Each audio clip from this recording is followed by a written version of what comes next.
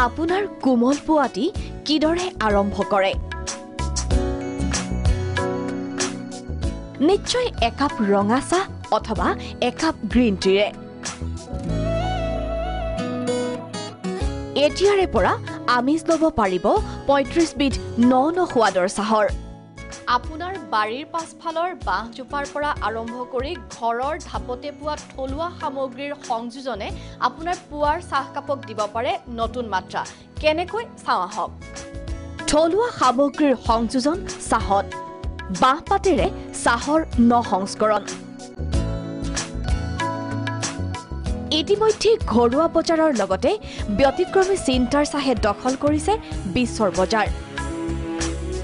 খুকিয়া সোৱাদৰ লগতে ঔষধি গুণসম্পন্ন এই চাহ বজাৰত ভোট জলকীয়া বাঁহগাজ পদুম ফুলৰ চাহ ইয়াৰ উপৰিও প্ৰায় ৩৫ বিধ বিভিন্ন থলুৱা সামগ্ৰীৰ সংযোজন অসমৰ চাহত বিশ্বতে জনপ্ৰিয় নীলা চাহু প্ৰস্তুত কৰি আহিছে এওঁলোকে এৰোমিকাটিৰ ব্যতিক্ৰমী চিন্তাৰ ফচল এই প্ৰচেষ্টাৰ জৰিয়তে লাভৱান হৈছে ৰাজ্যৰ একাংশ খেতিয়ক এৰোমিকাত সংযোগ কৰাৰ পৰা মোৰ লাভৱান হৈছোঁ প্ৰায় মাহত ২০,০০০ টকা উপাৰ্জন কৰিছোঁ ভেনিলা টিয়ে ইতিমধ্যে লাভ কৰিছে গ্ৰাহকৰ আদৰ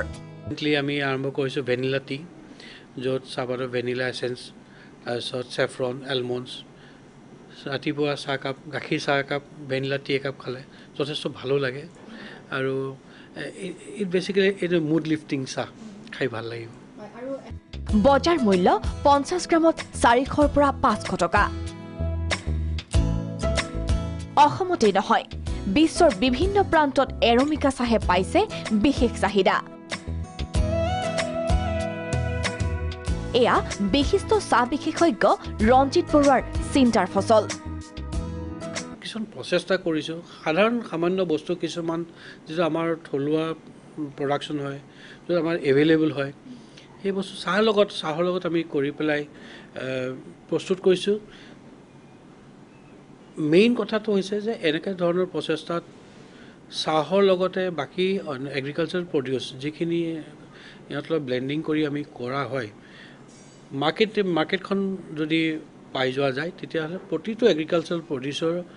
ইকনমিক ভেলুটো বাঢ়ি যাব এটাই আমাৰ সৰু প্ৰচেষ্টা